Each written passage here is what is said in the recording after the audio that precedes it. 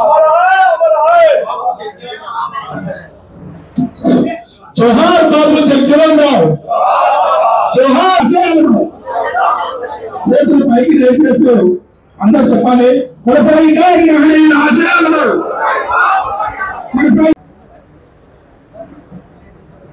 భారత మాజీ ఉప ప్రధాని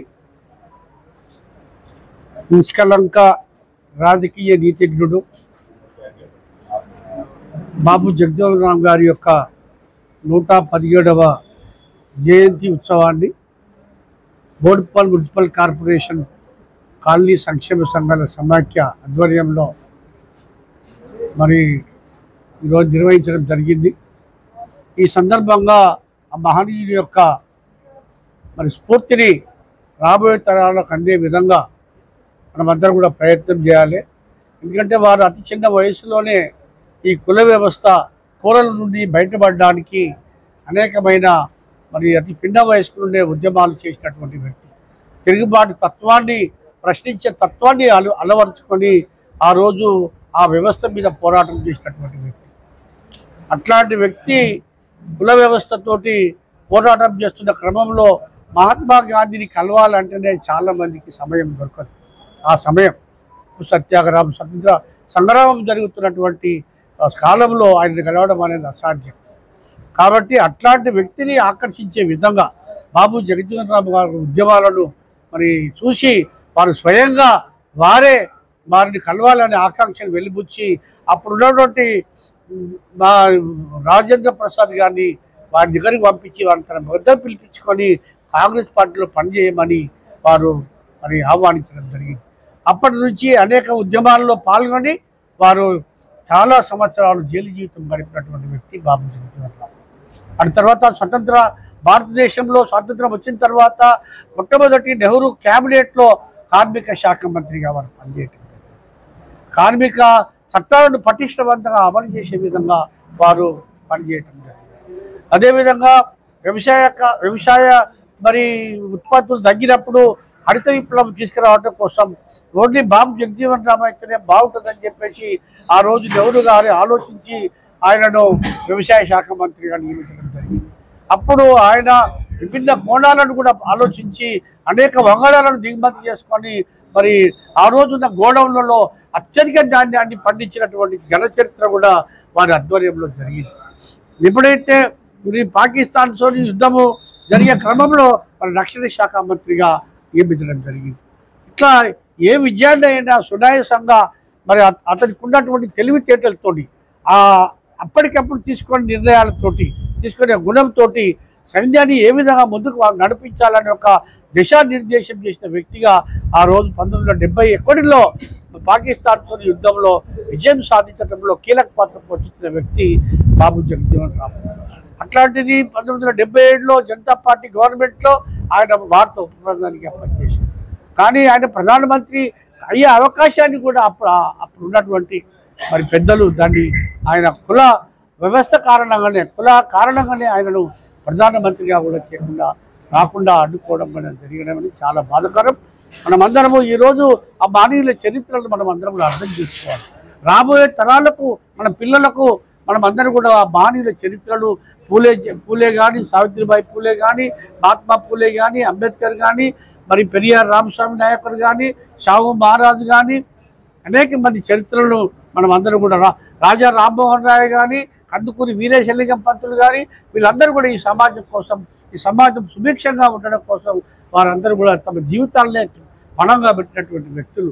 మనం ఆ చరిత్రను మనం భావితరాలకు చెప్పాలి, వాళ్ళని బోధించాలి, వాళ్ళకు కూడా ఒక సంఘ సంస్కర్తలుగా తీర్చిదిద్దే విధంగా మనమందరం కూడా వాళ్ళను తయారు చేయవలసిన బాధ్యత మన మీద ఉంది అని చెప్పి తెలియజేస్తూ మరొక్కసారి వారి జన్మదిన సందర్భంగా శుభాకాంక్షలు తెలియజేస్తూ సెలవు.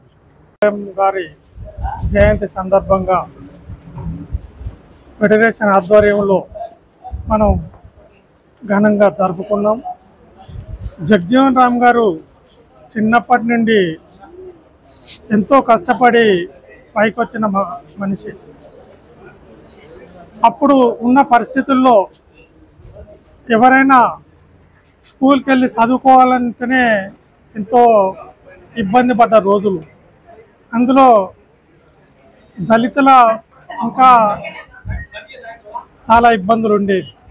అయినా కూడా ఆ కుటుంబం నుంచి కాలేజీకి పోయి చదువుకొని ఈరోజు ప్రధానమంత్రిగా ఆయన సేవలు అందించడం అనేది చాలా గొప్ప విషయం.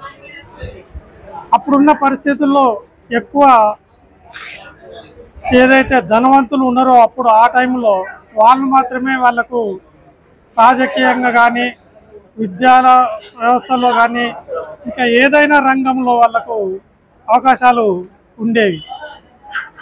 నిమ్న జాతుల వాళ్ళకు కానీ ఇంకా బిలో పావర్టీ ఉన్నవారికి చాలా తక్కువ అవకాశాలు. ఎవరైనా ఒకరు ఇద్దరు ఎదిగి పోవాలంటే వాళ్ళను చాలా విపరీతమైన కష్టాలు ఎదుర్కోవాల్సి వచ్చేది.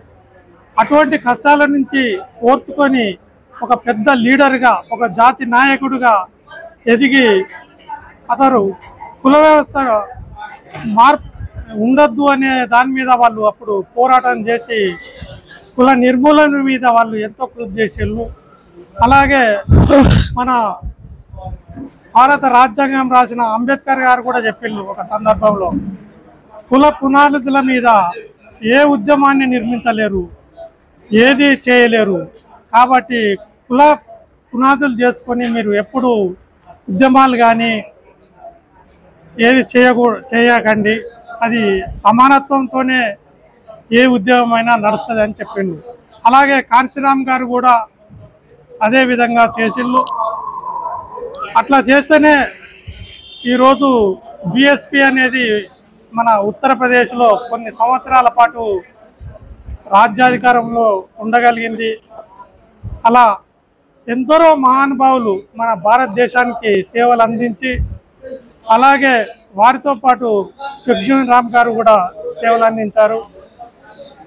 కానీ వాళ్ళకి ఇతనికి తేడా ఏంటంటే వాళ్ళు చాలామంది పెద్ద వర్గాల నుంచి వచ్చిన వాళ్ళు, జగ్జీవన్ రామ్ గారు మాత్రమే నిమ్న జాతి నుంచి దళిత వర్గాల నుంచి వచ్చి పెద్దగా ఎదిగినవారు.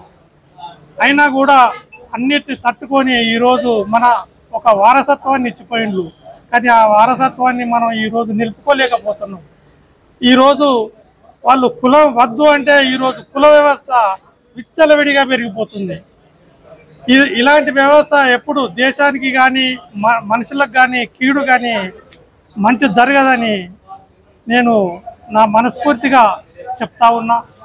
ఇలాంటి వ్యవస్థను మనం నిర్మూలించడానికి వారి అడుగుజాడల్లో కృషి చేయాలని తెలియజేస్తూ ఈ అవకాశం ఇచ్చినందుకు మీ అందరికీ, పాత్రికేయ మిత్రులకు, ఎలక్ట్రానిక్ మీడియా అందరికీ ధన్యవాదాలు తెలియజేస్తూ నిలిచిపోయినటువంటి గొప్ప మహనీయులు ఎవరైతే ఉన్నారో వీళ్ళందరినీ కూడా మనము ఎప్పటికప్పుడు స్మరించుకుంటూ వస్తున్నందుకు మనమందరం కూడా నిజంగా వాళ్ళకి శిరస్సు వంచి కృతజ్ఞతలు చెప్పాలి. అదేవిధంగా బాబు జగజ్జీవన్ రావు యొక్క వేడుకలు 117వ వేడుకలలో ఇక్కడ బోడుప్పల్ ఫెడరేషన్ ఆధ్వర్యంలో మనందరం గ్యాదర్ అయ్యి మనందరము ఇవాళ ఇంత చక్కటి ప్రోగ్రామ్ని ఈ యొక్క ఫెడరేషన్ ఆధ్వర్యంలో జరుపుకుంటున్నందుకు నా యొక్క ధన్యవాదాలు తెలియజేస్తూ ముగిస్తున్నాను.